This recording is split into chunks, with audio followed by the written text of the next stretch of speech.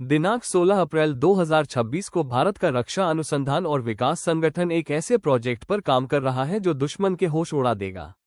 ब्रह्मोस जैसी घातक supersonic cruise missile पहले से ही लड़ाकू विमानों, जमीनी लॉन्चर और युद्धपोतों से दागी जा सकती है। अब इसे पनडुब्बी से भी लॉन्च करने लायक बनाया जा रहा है। Defense.in की रिपोर्ट के मुताबिक DRDO की योजना प्रोजेक्ट -77 के तहत बनने वाली भारतीय नौसेना की आगामी परमाणु संचालित हमलावर पनडुब्बियों को ब्रह्मोस के साथ इंटीग्रेट करने की है। इस प्रोजेक्ट की कामयाबी इंडियन नेवी को चीन और पाकिस्तान जैसे दुश्मनों से कई गुना ताकतवर बना देगी। रक्षा विशेषज्ञों के अनुसार आगामी न्यूक्लियर अटैक पनडुब्बियां सिर्फ ब्रह्मोस से ही लैस नहीं होंगी। इन्हें 2000 किलोमीटर से अधिक दूरी के लक्ष्यों को भेदने में सक्षम लंबी दूरी की सबसोनिक क्रूज मिसाइलों से भी लैस किया जाएगा।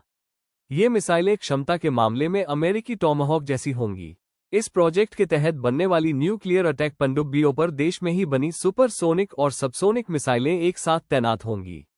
2000 किलोमीटर रेंज वाली क्रूज मिसाइलें जहां सबसोनिक स्पीड लगभग 1000 किलोमीटर प्रति घंटा से ताबड़तोड़ हमले करेगी, वहीं सुपरसोनिक ब्रह्मोस एयरक्राफ्ट कैरियर और बड़े युद्धपोतों को सटीक निशाना भी बनाएगी।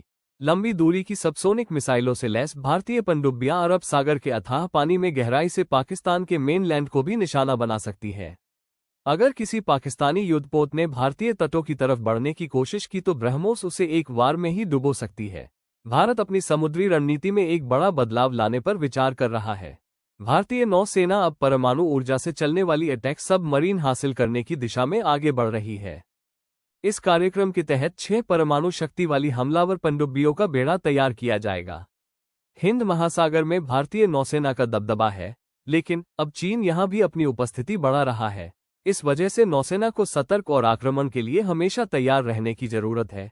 क्षमता बढ़ाने के लिए भारतीय नौसेना को अब पारंपरिक पनडुब्बियों से आगे न्यूक्लियर अटैक सबमरीन की जरूरत महसूस कर रही है।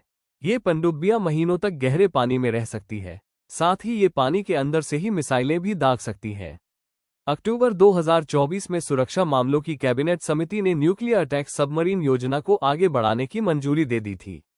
शुरू में ऐसी 2 पनडुब्बियां बनाई जाएंगी। इसके लिए विशाखापत्तनम के शिप बिल्डिंग सेंटर में नए इंफ्रास्ट्रक्चर का निर्माण भी किया जाएगा। इस परियोजना की अनुमानिक लागत $4.7 अरब है। लोक संसद न्यूज के लिए संवाददाता संदीप की विशेष रिपोर्ट।